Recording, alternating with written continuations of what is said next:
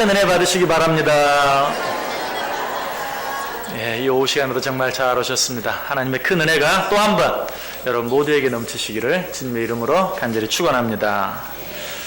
초대교회 복음이 급속하게 확장되면서 초대교회가 놀랍게 부흥하기 시작했어요. 우리 한국교회, 우리 한국 초대교회의 부흥을 생각하면 우리는 좀 더 쉽게 초대교회의 부흥을 이해할 수 있을 거예요. 이 모습을 보고 헤롯 왕은 걱정이 되었습니다. 이렇게 기독교가 급속하게 부흥한다면 과연 내가 설 자리가 있겠는가 하는 그런 두려움, 그런 염려가 생겼어요. 그래서 이 초대교회의 부흥을 막을 뿐만 아니라 초대교회를 무너뜨리기 위해서 헤롯이 제일 먼저 한 가지 일이 무엇인가?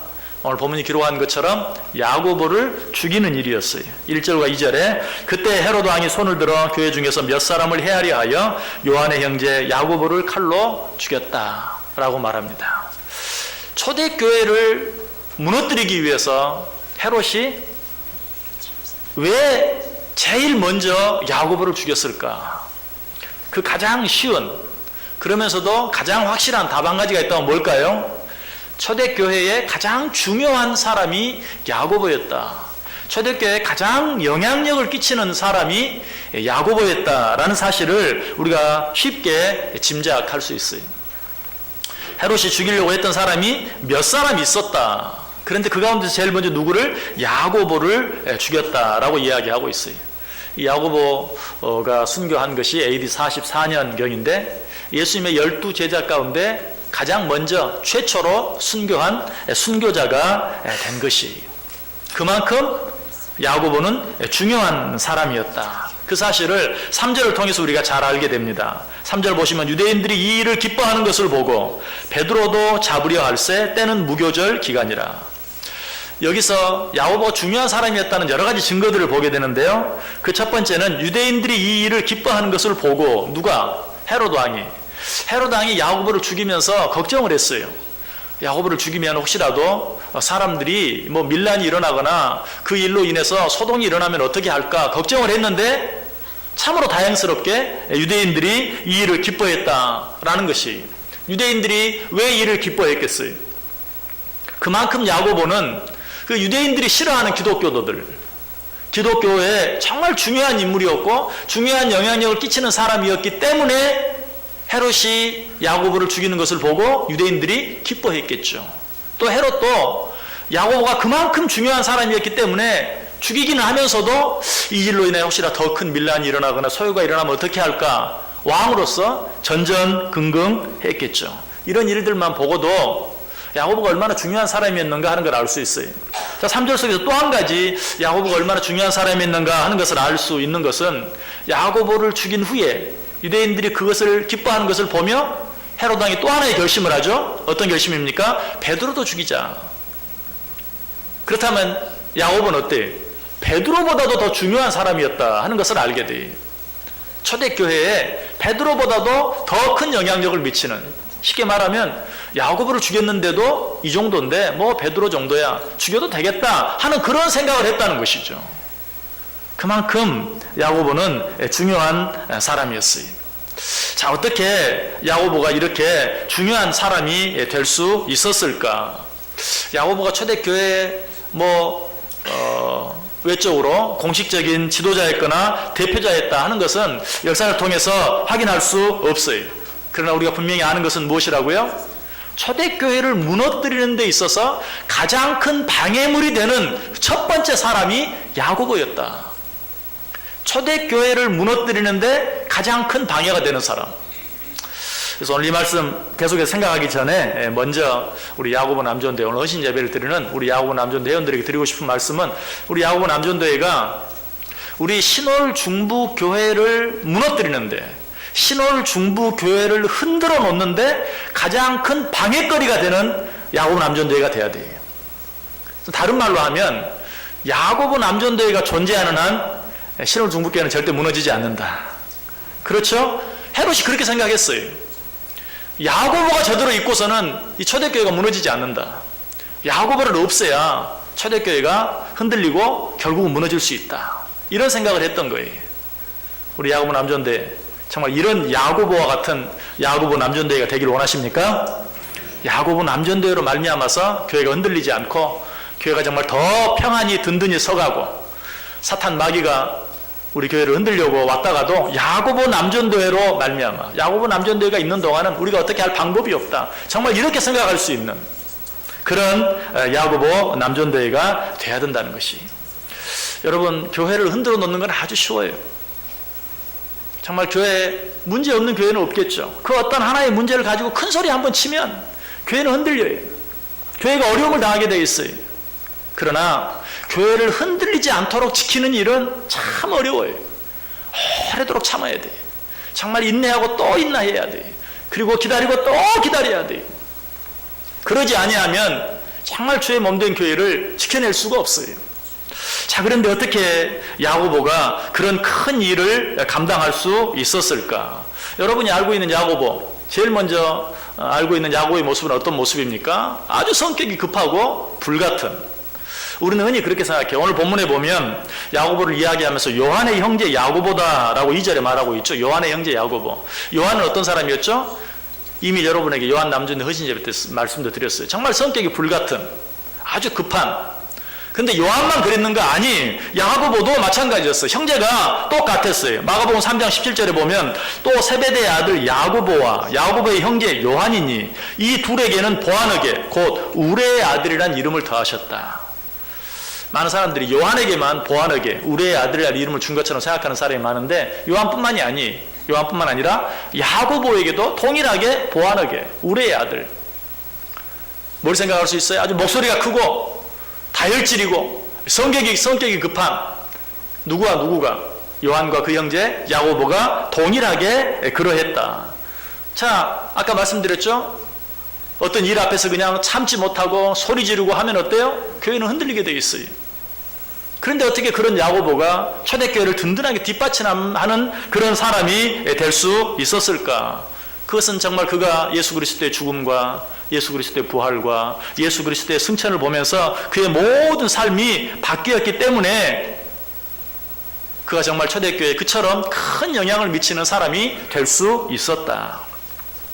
우리 야고보 남전도회 회원뿐만 아니라 우리 온 성도들이 정말 교회 안에서 영향력을 끼치는, 성도들에게 영향력을 끼치는 사람이 되기를 원한다면 내 성격, 내 기질, 내 급한 마음, 참지 못하는 마음, 다급한 마음, 조급한 마음, 이런 모든 마음들을 정말 예수 그리스도의 십자가 아래 다 내려놓고 그 모든 것들을 바뀌고 변화시킬 수 있어야 돼요. 그렇게 하지 아니하고 우리는 그 어떤 일도 감당할 수 없어요. 이 요한과 야고보가 얼마나 성격이 급한 자들이었는가 하는 것을 알 수 있는 내용이 누가복음 9장에도 나오죠. 누가복음 9장 51절 54절에 보면 예수께서 승천하실 기약이 차감해 예루살렘을 향하여 올라가기로 굳게 결심하시고 사자들을 앞서 보내심에 그들이 가서 예수를 위하여 준비하려고 사마리아인의 한 마을에 들어갔더니 예수께서 예루살렘을 향하여 가시기 때문에 그들이 받아들이지 아니하는지라 제자 야고보와 요한이 이를 보고 이르되 주여 우리가 불을 명하여 하늘로부터 내려 저들을 멸하러 하기를 원하시나이까. 예수님께서 이제 승천할 기약이 가까워서 예루살렘에 올라가는데 예수님 예루살렘에 올라가는다는 것을 알고 사람들이 그 길을 막고 터주지 않고 방해했어요. 예루살렘에 못 올라가게 했어요. 이 모습을 본 야고보와 요한이 어떻게 해요? 주여 하늘에서 불이 내어 저들을 태워버리라고 할까요? 얼마나 성질이 급합니까? 얼마나 정말 성질이 불같습니까? 그러나 이러한 요한뿐만 아니라 이러한 야고보가 그들의 성격이 바뀌었다. 여러분, 급한 마음, 다급한 마음, 조급한 마음, 이런 마음 가지고는 절대로 영향력을 끼치는 사람이 될 수 없어요. 왜? 그것은 하나님 나라의 원리가 아니기 때문에 그래요. 하나님 나라의 원리는 어떻습니까? 잠언 14장 29절에 보면 노하기를 더디하는 자는 크게 명철하여도 마음이 조급한 자는 어리석음을 나타내느니라. 잠언 29장 20절에 내가 말이 조급한 사람을 보느냐 그보다 미련한 자에게 오히려 희망이 있느니라. 미련한 자가 교회에 좋은 영향을 끼칠 수 있다 할지라도 조급한 자는 절대로 교회에 좋은 영향을 끼칠 수 없다. 이 성격의 다급함, 조급함, 불같은 마음, 이런 마음들이 얼마나 하나님의 일에 방해가 되고 얼마나 주의 몸된 교회에 방해가 되는가 하는 것을 우리에게 너무나 잘 가르쳐줘요. 자, 이런 야고보가 어떻게 초대교회에 그토록 중요한 역할을 할 수 있었을까? 그 어머니가 야심이 컸기 때문에 야고보의 어머니, 요한과 야고보의 어머니 참 야심이 컸죠. 마태복음 20장 21절에 보면 예수께서 이르시되 무엇을 원하느냐 이르되 나의 이 두 아들을 주의 나라에서 하나는 주의 우편에 하나는 주의 좌편에 앉게 명하소서. 누구의 어머니가 하는 말이에요? 요한과 야고보의 어머니가 하는 말이에요. 예수님께 네가 뭘 원하느냐 그랬더니 내 두 아들 요한과 야고보를 하나는 주의 우편에 좌편에 하나는 영의정 하나는 우의정 하나는 좌의정 되게 해 주옵소서. 요즘 말로 하면 정말 치맛바람이 누구보다도 센 그런 엄마. 여러분 이런 엄마 때문에 야고보가 초대교회 그처럼 위대한 지도자가 될 수 있었을까요? 그럴 리가 없죠. 자, 그 엄마만 그랬어요? 자기 자신은 엄마 때문에 못 살아. 야고보 요한이 그랬습니까? 아니, 야고보 요한도 엄마가 아주 똑같았어요. 마가복음 10장 35절 이하에 보면 세베대의 아들 야고보와 요한이 주께 나와 여짜오되 선생님이여 무엇이든지 우리가 구하는 바를 우리에게 하여 주시길 원하옵나이다. 이르시되 너에게 무엇을 하여 주길 원하느냐 여짜오되 주의 영광 중에서 우리를 하나는 주의 우편에 하나는 좌편에 앉게 하여 주옵소서. 그 엄마의 그 아들들이 엄마와 자녀가 똑같아요. 여기서 다시 한번 우리 부모들은 정말 두려운 마음으로 이런 말씀들을 받을 수 있어야 돼요. 정말 우리의 영향력이 우리 자녀들에게 얼마나 크게 미치는가 하는 것을 정말 생각하면서 부모들의 자녀들에게 좋은 영향을 끼치는 그런 부모가 돼야 되겠다. 예수님이 요한에게 또 요한과 야고보의 어머니에게 내가 무엇을 하여 주길 원하느냐라고 말하니까 뭐라고 말했어요? 어머니가 하나는 우편에 하나는 좌편에. 요한과 야고보에게도 내가 너희들에게 무엇을 하여 주길 원하느냐라고 말하니까 또 뭐라고 말해요? 똑같이 하나는 우편에 하나는 좌편에. 여러분 뭘 짐작할 수 있어요? 집에서 늘 그런 이야기만 했다는 것이 서로 그런 이야기만 하면서 살아왔어요. 자, 야고보가 초대교회의 위대한 지도자가 될 수 있었던 것은 어머니 야심 때문도 아니 자기들의 야심, 욕심 때문도 아니 그런 것들은 오히려 그런 일에 방해가 될 뿐이에요. 왜 그렇습니까? 성경은 분명히 말해요. 이런 마음을 가진 자, 크고자 하는 자, 높아지고자 하는 자, 이런 자들은 절대로 커질 수 없고 높아질 수 없다. 오히려 낮아질 수밖에 없다. 마가복음 10장 43절과 44절에 말하죠. 너희 중에는 그렇지 않을지니 너희 중에 누구든지 크고자 하는 자는 너희를 섬기는 자가 되고 너희 중에 누구든지 으뜸이 되고자 하는 자는 모든 사람의 종이 되어야 하리라. 이런 마음 가지고는 절대로 큰 사람이 될 수 없어요.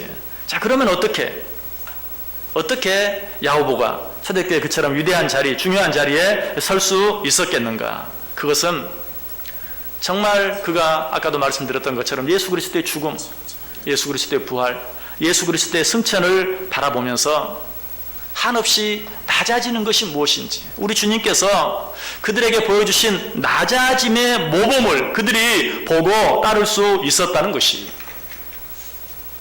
만약에 그들이 그렇게 바뀌지 않았다면 예수님의 어머니가 그리고 요한과 야고보의 어머니가 그리고 요한과 야고보가 내 아들들을 하나는 우편에 하나는 좌편에 우리를 하나는 우편에 하나는 좌편에 라고 말했을 때 예수님의 제자들의 반응이 어떠했습니까? 마가복음 10장 41절에 보면 10 제자가 듣고 야고보와 요한에 대하여 화를 내거늘 너희들 어떻게 그럴 수 있느냐? 우리는 뭐 바본 줄 아느냐? 너희가 어떻게 대놓고 너희 형제가 하나는 우편에 하나는 주의 우편에 하나는 주의 좌편에 앉겠다고 말할 수 있느냐? 대놓고 화를 냈어요. 이런 자가 어떻게 지도자의 역할을 하겠어요? 이런 자가 어떻게 영향력을 끼치는 사람이 될 수 있겠어요? 우리가 미루어 짐작할 수 있는 것은 어때요? 야고보 바뀌었다. 야고보가 변했다. 성격이 불같았던 야고보가 온순해지고 차분한 사람이 되었다. 이제는 그렇게 욕심이 많고 야심으로 뚫뚫 뭉쳐있던 사람이 양보할 줄 알고 다른 사람을 위해서 자기 자신을 죽는 자리에까지 내어주는 그런 희생적인 사람이 되었다. 한없이 높아지기만 원했던 사람이 정말 낮아질 줄 아는 그런 겸손한 사람이 되었다라는 것을 알게 돼요. 그렇게 생각할 수 있는 증거가 있어요. 그것은 무엇입니까? 야고보가 이처럼 초대교회의 중요한 역할을 감당하고도 베드로에 대한 이야기는 성경이 많이 나오지만 야고보에 대한 이야기는 성경에 별로 나오질 않아요. 그가 초대교회에서 어떤 일을 했는지를 몰라요. 왜 그랬을까? 짐작이 되십니까? 그처럼 중요한 영향력을 끼치고 그처럼 중요한 일을 하면서도 앞에 나서지 아니하고 뒤에서 조용히 모든 사람들을 지도하면서 모든 사람에게 선한 영향력을 끼치면서 다른 사람이 나서서 앞장서서 일할 수 있도록 밀어주고 후원하고 하는 그러한 역할을 감당했다라는 사실을 우리가 알 수 있는 것이 앞에서 어떤 일을 나가며 끌고 나가는 것도 중요해요. 그러나 그보다 더 중요한 일은 뒤에서 소리 없이 보이지 않게 밀어주고 후원해주고 도와주는 일. 이런 일이 정말 주의 교회를 아름답게 세워가는 데는 정말 중요한 일이. 앞에서 이끌어가는 사람은 어떤 한 사람 있으면 돼요.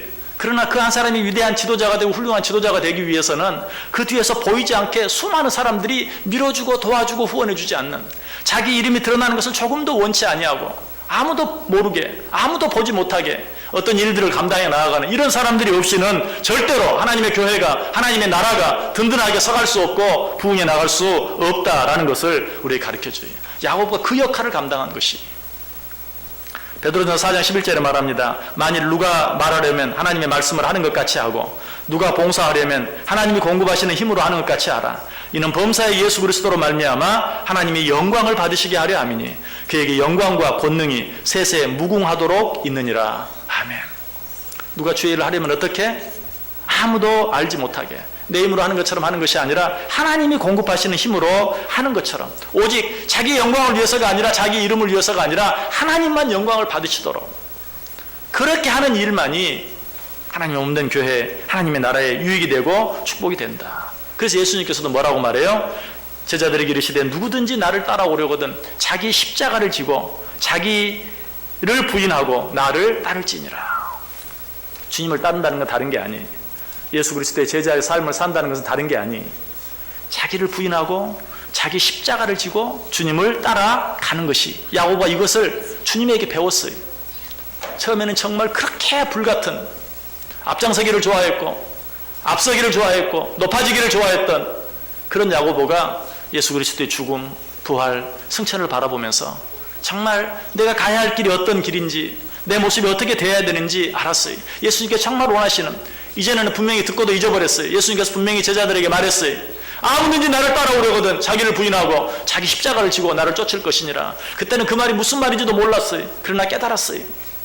그리고 정말 자기 자신을 온전히 부인하고 자기 십자가를 지고 이름도 없이 빛도 없이 많은 사람들을 뒤에서 돕고 격려하고 행하는 그런 일들을 감당해 나아갔다는 것이, 여러분 그리스도인으로서의 삶의 방식은 하나님을 알지 못하는 세상 사람들의 삶의 방식과 완전히 달라요. 세상 사람들, 세상의 방식은 무엇입니까? 항상 내가 중심이고 내가 첫째예요. 그리고 두 번째는 다른 사람들이, 그리고 세 번째는 어때요? 그리고 나서야 눈에 보이지 않는 어떤 것들. 그러나 믿음 안에서 신앙생활하는 그리스도인들의 생활 방식은 그렇지 않아요. 항상 누가 첫째예요? 하나님, 우리 주님이 첫째예요. 두 번째는 누구예요? 나 아닌 다른 사람들이 두 번째예요. 그리고 세 번째가 누구입니까? 그때 비로소 내가 바로 그 세 번째예요. 이 그리스도인의 삶의 방식, 이 그리스도인의 우선순위, 이것을 가장 잘 보여주는 한 가지 단어가 있는데 joy라는 단어예요. J-O-Y. J, Jesus first. 예수 그리스도가 첫째. O, others second. 그리고 다른 사람들이 두 번째. 그리고 you, yourself, 너 자신은 세 번째. 예수 그리스도가 첫 번째요. 하나님께서 우리에게 붙여준 모든 다른 사람들이 두 번째요. 그리고 나 자신은 세 번째, 맨 나중에 되는 것. 이것이 하나님 나라의 삶의 원리예요. 여러분, 이 세상적인 삶의 방식은 세상 사람들이 사용하는 문법 속에도 잘 나타나요. 1인칭이 누구예요? 나. 1인칭이. 2인칭, 너. 3인칭, 그, 하나님. 세 번째. 그러나 믿음 안에서는 그렇지 않아요. 1인칭이 누구예요? 하나님. 예수 그리스도. Jesus first. 두 번째는 다른 사람. 하나님께서 내게 붙여준, 특별히 다른 사람들 가운데도 나보다 약한 자들. Others second. 그리고 나서 세 번째가 나 자신이 돼야 돼.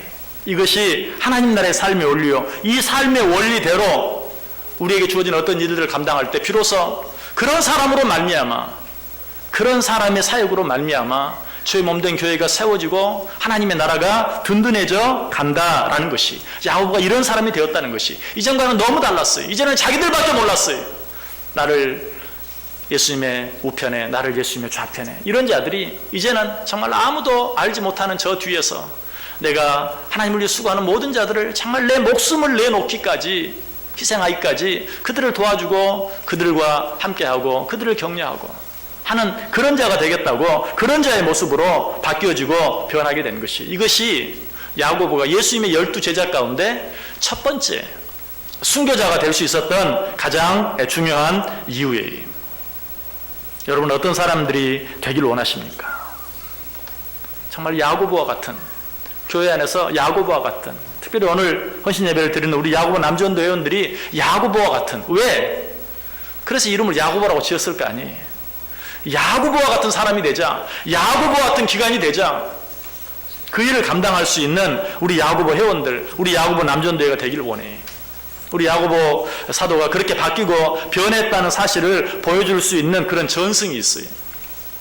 헤롯이 야고보를 죽이려 했을 때 그를 재판정까지 끌고 갔던 한 군사가 헤롯 앞에서도 죽음을 두려워하지 아니하고 당당하게 자기 신앙 고백을 하고 오히려 복음을 전하는 그런 야고보의 모습을 보고 그 병사가 변화되어져서 나도 당신이 믿는 하나님을 믿겠습니다. 그리고 그 자리에서 헤롯 왕이 앞에 있는데 그 자리에서 야고보 앞에 무릎을 꿇고 내가 헤롯에 부하였던 것을 용서해 주옵소서. 그러자 야고보가 그에게 형제에게 평안이 있길 원한다 라고 둘이 같이 형장의 이슬로 사라졌다라는 그런 전승이 있어요. 틀림없이 사실일 거예요. 이것이 야고보의 영향력을 보여줘요. 야고보는 죽음 앞에서까지도 자기를 죽음의 자리로 세운 그 사람까지도 바꾸어 놓을 수 있는, 변화시킬 수 있는 영향력이 있었어요. 이것보다 중요한 것이 없어요. 여러분, 우리가 하나님의 일을 감당하기 위해서 어떻게 해야 합니까? 높아지기를 원할 것이 아니라 낮아질 수 있어야 돼요. 한없이 자기를 낮출 줄 알아야 돼요. 그것만이 진정으로 하나님께서 원하시는 사람이 될 수 있는 길이요, 하나님께서 원하시는 일을 할 수 있는 방법이. 자, 그런데 중요한 것은 어떻게 낮아질 수 있는가? 말은 이렇게 하지만 말하는 저나 그 말을 듣는 여러분이나 낮아져야 한다는 것은 너무나 잘 알지만 어떻게 낮아질 수 있는가? 본성적으로 악하고 타락해서 본성적으로 자기 자신의 어떤 욕심을 억누르지 못하는 우리들이 어떻게 우리를 낮출 수 있는가? 여러분, 우리는 근본적으로 우리 자신을 낮추기가 참 어려운 자들이. 왜? 본성적으로 타락했기 때문에 그게 잘 안 돼. 그런 우리를 낮출 수 있는 좋은 방법이 있어요. 그것은 무엇이냐면 진정으로 높아지기 위해서는 어떻게 해야 하는가 하는 걸 바로 알면 돼. 여러분, 높아지기를 원하죠. 아무리 앞에서 낮아지십시오 해도 내 마음속에는 알지 못하게 높아지고자 하는, 다른 사람 앞에 나서기를 원하는 그런 마음들이 내 속에 있어요. 자, 그런 마음을 버리려고 애쓰지 마세요. 제가 여러분들의 감히 그런 마음 다 버리십시오 말할 수 없어요. 어떻게 해야 될까요? 정말 높아지기 위해서는 어떻게 해야 되는가? 정말 높아지는 방법이 무엇인가? 여러분, 정말 높아지기를 원하면 하나님을 높이시면 돼요. 하나님을 높이는 것이 내가 높아지는 방법이. 여러분, 높아지기를 원하시죠? 아멘 하시는 분은 안 계시겠죠. 그러나 마음속으로는 그렇습니다. 높아지십시오. 어떻게 높아질 수 있는가? 성경은 뭐라고 말해? 높아지려고 하는 자는 낮아진다. 정말 높아지려면 어떻게 해야 돼요? 하나님을 높여야 높아질 수 있는 것이. 시편 91편 14절에 말합니다. 하나님이 이르시되 그가 나를 사랑한즉 내가 그를 건지리라. 그가 내 이름을 안즉 내가 그를 높이리라. 하나님의 이름이 어떤 이름인지 알고 그 하나님을 높이는 자, 내가 그를 높이겠다. 여러분, 높아지기를 원하십니까? 아멘 하세요. 믿음 안에서 높아지기를 원합니다. 어떻게 높아질 수 있어요? 하나님을 진정으로 높이면 하나님께서 하나님 자신을 높여주는 자를 높여주겠다고 약속하고 있어요. 여러분, 높아지기를 포기하지 마시고 내 마음속에 근본적으로 그런 마음을 우리 인간은 없앨 수가 없어요. 그런데 우리가 뭘 알아야 돼요? 어떻게 하면 정말 높아질 수 있는가? 하나님을 높이면 된다. 시편 30편 1절에서도 말해, 여호와여 내가 주를 높일 것은 주께서 나를 끌어내사 내 대적으로 나를 인하여 기뻐하지 못하게 하려 하심이니라. 내가 왜 주님을 높이는가? 내가 주님을 높이면 주님이 나를 대적에게서 끌어내어서 그 대적이 나로 인하여 기뻐하지 못하도록. 무슨 말이? 그 대적과의 싸움에서 내가 승리하게 해주시겠다. 내가 하나님을 높이면 하나님이 나를 대적들 앞에서 높여주실 줄 믿습니다. 이것이 믿음이. 정말 높아지려고 하는 마음을 없애려기보다는 하나님을 높임으로, 하나님으로 말미암아 높아지는 자들이 되겠다. 이것이 어쩌면 우리 인간이 할 수 있는 보다 더 나은 합리적인 믿음의 방법이. 또 한 가지, 내가 정말 높아지기 위해서는 어떻게 해야 하는가? 아까도 말씀드렸죠? 다른 사람을 높여야 내가 높아져요. 내가 높아지기 위해서 다른 사람을 낮추는 것, 이게 세상 방법이에요. 누군가를 짓밟고 올라가야 내가 높아지는, 그건 세상적인 방법이고 인간적인 방법이고 악한 사단 마귀의 방법이. 성경의 방법은 네가 높아지기를 원하느냐? 다른 사람을 높여라. 다른 사람을 높여주는 것이 네가 높아지는 것이다. 하나님께서 예수님께서 그 사실을 뭐라고 말합니까? 지극히 작은 자 하나에게 한 것이고 나에게 한 것이다. 동일해요. 하나님을 높이는 것이 내가 높아질 수 있는 진정한 방법인 것처럼, 하나님을 높이는 방법 속에는 다른 사람들, 특별히 나보다 작고 약한 자들을 높여주는 것, 그것이 하나님을 높이는 것이고, 그렇게 할 때 비로소 내가 높아질 수 있다는 것이. 높아지고자 하는 자는 낮아지고 낮아지고자 하는 자는 높아진다. 사울과 다윗이 그 가장 좋은 예가 되죠.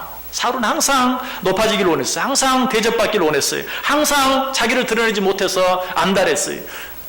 다윗보다 낮아질까 봐. 다윗의 죽인 자, 사울의 죽인 자는 천천히요 다윗의 죽인 자는 만만이라고 할 때 그는 불안했어요. 다윗보다 낮아지는 것을 견딜 수 없었어요. 결국은 그로 말미암아서 어때요? 완전히 망하고 말았어요. 그러나 다윗은 어때요? 그렇지 않았어요. 늘 다윗은 자기를 높이려고 했어요. 자기를 낮추려고 했어요. 하나님을 높이고, 그리고 자기를 그렇게 죽이려고 하는 사울까지도 끝까지 사랑하고 섬기면서 그를 높이려고 했어요. 그렇게 할 때 어떻게 되었어요? 결국 자기 자신이 높아지는 그런 사람이 된, 그로 말미암아 결국은 초대교회에 있어서 가장 영향력을 끼치는, 초대교회의 부흥을 방해하고 초대교회를 무너뜨리기를 원했던 헤롯과 그리고 유대인들이 가장 두려워하는 존재가 되었어요. 여러분, 다른 사람 위에 높아진다고 해서 사람들이 여러분을 두려워하는 거 아니. 이 야고보와 같이 정말 지극히 낮은 자리에서 자기를 드러내지 아니하고 많은 사람들을 사랑으로 섬기고 다른 사람들을 높이려고 하는 그런 마음, 그런 자세로 살아갈 때 비로소 다른 사람들이 그를 높여주고 다른 사람이 그를 두려워하게 돼요. 오늘 야고보가 그런 자가 되었어요. 여러분, 무언가 바뀐다는 것, 변화된다는 것은 살아있다는 증거예요. 죽었다는 증거는 뭡니까? 바뀌지 않고 변하지 않는 것이. 우리 오늘 헌신 예배를 드린 야고보 남전도회, 살아있는 야고보 남전도 회원들이 되기를 원합니다. 어떻게 살아있는 야고보 남전도회가 될 수 있을까요? 바뀌고 변화돼야 돼. 버릴 것을 버리고 취할 것을 취해야 돼. 내 성격, 내가 지금 이제 이 정도까지 살았는데 뭘 바꿔? 아니, 지금도 바꿔야 될 것은 바꿔야 돼. 그게 살아있다는 증거예요.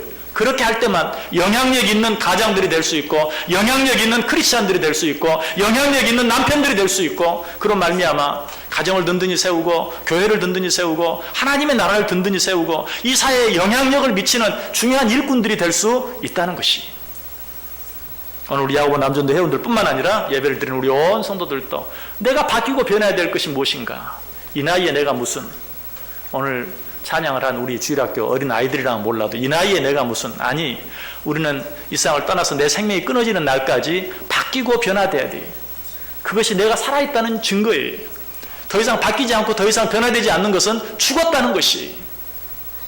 부디 살아있는 그리스도인들이 되어서 야고보처럼 정말 도무지 바뀌지 않을 것 같은 그의 모든 성격까지 인품까지 모든 것들이 다 바뀌고 변화되어져서 그토록 초대교회에 영향력 있는 사람이 되었던 것처럼 우리들도 내 안에 마땅히 바뀌어져야 될 것들을 바꾸고 변화시키고 새롭게 함으로 우리의 가정을 바꾸어 나아가고 우리 교회를 바꾸어 나아가고 이 세상을 바꾸어 나아가는 진정한 정말 영향력을 끼치는 능력자들 다 되어줄 수 있기를 오늘 헌신 예배를 드리는 우리 야고보 남전도의 회원들, 우리 온 성도들 다 될 수 있기를 주님의 이름으로 간절히 축원합니다. 기도하겠습니다. 사랑과 은혜가 풍성하신 하나님 감사합니다. 야고보가 바뀌었습니다. 완전히 달라졌습니다. 완전히 새로워졌습니다.